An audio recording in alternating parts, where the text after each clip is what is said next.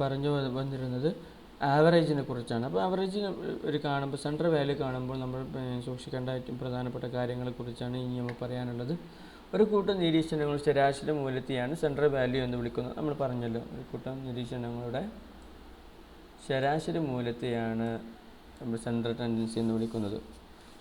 നിരീക്ഷണങ്ങൾ പ്രതിനിധാനം ചെയ്യാൻ കഴിവുള്ള ഒറ്റ സംഖ്യയാണ് ആ നിരീക്ഷണയുടെ കേന്ദ്ര പ്രവണത. അതിലുള്ളപ്പോൾ ഒരു കൂട്ടപ്പോൾ 10ൽ കിട്ടിയ മാർക്കുകളുടെ ഒക്കെ ഒരു സെൻട്രൽ വാല്യൂ നമ്മൾ കാണുമ്പോൾ അതിൽ വന്നിട്ടുള്ള പല ആളുകൾക്കും പല സംഖ്യകളാണ് മാർക്കുകളാണ് ലഭിച്ചിട്ടുള്ളത്. എല്ലാറ്റിനെയും പ്രതിനിധാനം ചെയ്യാൻ സാധിക്കുന്ന ഒരു സംഖ്യയായിരിക്കും സെൻട്രൽ ടെൻഡൻസി ആയിട്ട് നമ്മൾ എടുക്കേണ്ടത്. ഓക്കെ, മീന്, മീഡിയം, മോഡ് എന്നിവയാണ് സർവ്വസാധാരണമായി ഉപയോഗിക്കാറുള്ള സെൻട്രൽ കേന്ദ്ര പ്രവണതകൾ. അപ്പോൾ ഈ ശരാശരി മൂല്യങ്ങൾക്ക് വളരെ വലിയ അളവിലുള്ള വിവരശേഖരങ്ങൾ പ്രതിനിധീകരിക്കാൻ കഴിവുണ്ട്. അപ്പോൾ നമ്മൾ തൊട്ട് മുമ്പ് പറഞ്ഞ ഉദാഹരണങ്ങൾ വഴി നമ്മൾ പറഞ്ഞിട്ടുണ്ടെങ്കിൽ ഏതായാലും ഒരു ഉദാഹരണത്തിലൂടെ നമുക്ക് പറയാം. ഉദാഹരണമായി ഒരു ക്ലാസ്സിൽ 50 കുട്ടികൾക്ക് ഒരു പരീക്ഷ ലഭിച്ച മാർക്കുകൾ ഓർമ്മയിൽ വെക്കുക എന്നുള്ളത് നമുക്ക് എളുപ്പമുള്ള കാര്യമാണ്. വളരെ ബുദ്ധിമുട്ടാണ്. പല ആളുകൾക്കും പല കുട്ടികൾക്കും പല മാർക്കുമായിരിക്കും ലഭിച്ചിട്ടുണ്ടാവും. എന്നാൽ 50 കുട്ടികളുടെയും മാർക്കിന് ശരാശരി മൂല്യം ഓർമ്മയിൽ വെക്കുന്നത് ബുദ്ധിമുട്ടുള്ള കാര്യമല്ല. അതായത് ഒരു കൂട്ടം നിരീക്ഷണങ്ങളെ ഒറ്റ സംഖ്യയിലേക്ക് ചുരുക്കി അവതരിപ്പിക്കുക. അപ്പോൾ കഴിഞ്ഞത്തെ ടേം എക്സാമിൽ സോഷ്യോളജീൻ്റെ മാർക്ക് എത്രയാണ് എന്ന് നമുക്ക് ഓരോ കുട്ടിക്ക് കിട്ടിയ മാർക്ക് നമുക്ക് കാൽക്കുലേറ്റ് ചെയ്ത് ബുദ്ധിമുട്ടാണ്. എന്നാലും മൊത്തം നോക്കിയിട്ട് ആവറേജ് നമുക്ക് എഴുതി വെച്ച് കഴിഞ്ഞാൽ നമുക്ക് മനസ്സിലാക്കാൻ സാധിക്കും ആ ക്ലാസ്സിൽ കഴിഞ്ഞ സെമസ്റ്ററിലുള്ള കുട്ടികളുടെ പെർഫോമൻസ് എത്രത്തോളമായിരുന്നു എന്നുള്ളത് നമുക്ക് മനസ്സിലാക്കി ഓർത്തു വെക്കാനൊക്കെ വളരെ എളുപ്പമാണ് എന്നുള്ളതാണ്. രണ്ട് ശരാശരി സംഖ്യകൾ തമ്മിലുള്ള താരതമ്യത്തിലൂടെ രണ്ട് കൂട്ടം നിരീക്ഷണങ്ങളെയാണ് താരതമ്യം ചെയ്യുന്നത്. അപ്പോൾ നമ്മൾ അതേപോലെ ഇപ്പോൾ ഫസ്റ്റ് സെമസ്റ്റർ എക്സാമിൽ ഒരു കുട്ടി ആവറേജ് മാർക്ക് ഇത്ര, സെക്കൻഡ് സെമസ്റ്റർ എക്സാമിൽ ആവറേജ് മാർക്ക് ഇത്രയെന്ന് പറയുമ്പോൾ നമുക്ക് രണ്ട് നിരീക്ഷണങ്ങളുടെയും എക്സാമിൽ മൊത്തം കിട്ടിയ മാർക്കിൻ്റെ ഒരാകെത്തുകയാണ് കാണിക്കുന്നത്. അപ്പോൾ നമുക്ക് അത് രണ്ടും വെച്ചിട്ട് നമുക്ക് താരതമ്യം ചെയ്യാൻ വളരെയധികം എളുപ്പത്തിൽ സാധിക്കുമെന്നുള്ളതാണ്. അപ്പോൾ നമ്മൾ പറഞ്ഞു, ഒരു ഗ്രൂപ്പിൽപ്പെട്ടിട്ടുള്ള എല്ലാ നിരീക്ഷണങ്ങളെയും പ്രതിനിധാനം ചെയ്യുന്ന സംഖ്യയാണ് ആ ഗ്രൂപ്പിൻ്റെ ശരാശരി മൂല്യം എന്നുള്ളത്. ഒരു വലിയ വിവരശേഖരത്തെ പ്രതിനിധാനം ചെയ്യുന്ന ഒരു ഒറ്റ സംഖ്യയ്ക്ക് കഴിയും.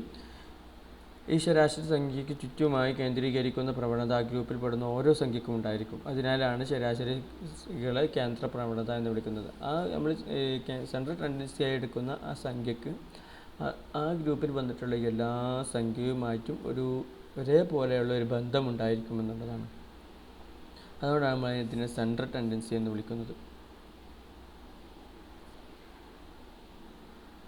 ഏതായാലും കേന്ദ്ര പ്രവണതകളുടെ ശരാശരികളുടെ ഉപയോഗം താഴെ പറയുന്നതാണ്. ഏതായാലും അതിൻ്റെ ഈ സെൻട്രൽ ടെൻഡൻസി നമ്മൾ എടുക്കുന്നത് കൊണ്ടുള്ള അതിൻ്റെ പ്രത്യേകതകൾ എന്തൊക്കെയാണ് നമുക്ക് നോക്കാം. ഒരു പ്രത്യേക വിഷയം നടത്തിയ നിരീക്ഷണങ്ങളെ മൊത്തത്തിൽ ക്രോഡീകരിക്കുന്ന ഒറ്റ സംഖ്യ ലഭിക്കും. നമുക്ക് സെൻട്രൽ ടെൻഡൻസി ലഭിക്കുമ്പോൾ അതിലുള്ള വന്നിട്ടുള്ള ഒരുപാട് ഗവേഷണങ്ങളിൽ നിന്ന് നമുക്ക് ഒറ്റ സംഖ്യ ലഭിക്കുന്നു എന്നുള്ളതാണ്. പിന്നെ രണ്ട് ശരാശരി മൂല്യങ്ങൾ തമ്മിൽ താരതമ്യം ചെയ്യുന്ന രണ്ട് ഗ്രൂപ്പുകൾ തമ്മിൽ താരതമ്യം ചെയ്യുന്നതിന് ഏകദേശം തുല്യമാണ്.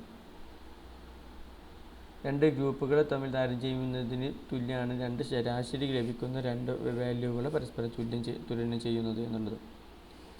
അതേപോലെ രണ്ട് ഗ്രൂപ്പുകൾ തമ്മിലുള്ള ഗണിതശാസ്ത്രപരമായ ബന്ധത്തെ ശരാശരികൾ പ്രതിനിധാനം ചെയ്യുന്നു. ഇതിൻ്റെ മൊത്തത്തിലുള്ള ഒരു ആവറേജ്, ഒരു ശരാശരി മൂല്യം നമുക്ക് ലഭിക്കുന്ന ഈ സെൻട്രൽ ടെൻഡൻസികളായിട്ടുള്ള ഇവകളിൽ നിന്നും നമുക്ക് ലഭിക്കുന്നുണ്ട്. നാലാമത്തെ, വിവിധ മേഖലകളിലുള്ള ആസൂത്രണ പ്രക്രിയകളിൽ ശരാശരി മൂല്യങ്ങൾ വ്യാപകമായി ഉപയോഗിക്കപ്പെടുന്നുണ്ട്. വിവിധ ഗ്രൂപ്പുകൾ തമ്മിലുള്ള വ്യത്യാസം സാദൃശ്യങ്ങളും കണ്ടെത്തുവാൻ അതിൻ്റെ അടിസ്ഥാനത്തിൽ ആസൂത്രണങ്ങൾക്കും കേന്ദ്ര പ്രവണതകൾ ഉപയോഗിക്കപ്പെടുന്നു. നമുക്ക് പറയാനുള്ളത് ക്വാളിറ്റീസ് ഓഫ് സെൻട്രൽ വാല്യൂസ് ആണ്. സെൻട്രൽ വാല്യൂസിൻ്റെ ക്വാളിറ്റികൾ എന്തൊക്കെയാണ് എന്നാണ് നമുക്ക് പറയാനുള്ളത്. ശരാശരി മൂല്യങ്ങൾക്കുണ്ടായിരിക്കേണ്ട ഗുണങ്ങളാണ് താഴെ പറയുന്ന കാര്യങ്ങൾ. ഒന്ന്, സങ്കീർണതകൾ തീരെ ഇല്ലാത്തതും ലളിതവുമായിരിക്കണം ശരാശരി മൂല്യം. അപ്പോൾ മനസ്സിലാക്കിയെടുക്കാൻ കൂടുതൽ കോംപ്ലക്സ് ആയ സങ്കീർണമാകരുത്. വളരെ എളുപ്പത്തിൽ കണ്ടെത്തുന്നതും ലളിതവുമായിരിക്കണം. എളുപ്പത്തിൽ കണ്ടെത്തുവാനും മനസ്സിലാക്കുവാനും കഴിയുന്നതായിരിക്കണം ശരാശരി മൂല്യങ്ങൾ.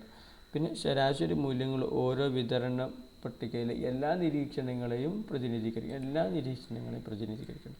ഏതായാലും കുറച്ചുകൂടി എടുത്തിട്ട് അതിൻ്റെ ഒരു ആവറേജ് കണ്ടെത്തിയതാണ് ബാക്കി എല്ലാറ്റിൻ്റെയും ആവറേജ് എന്ന് പറയരുത്. എല്ലാറ്റിൻ്റെയും എടുത്തിട്ട് അതിൽ നിന്നുള്ള ആവറേജാണ് നമ്മൾ കണ്ടെത്തേണ്ടത്.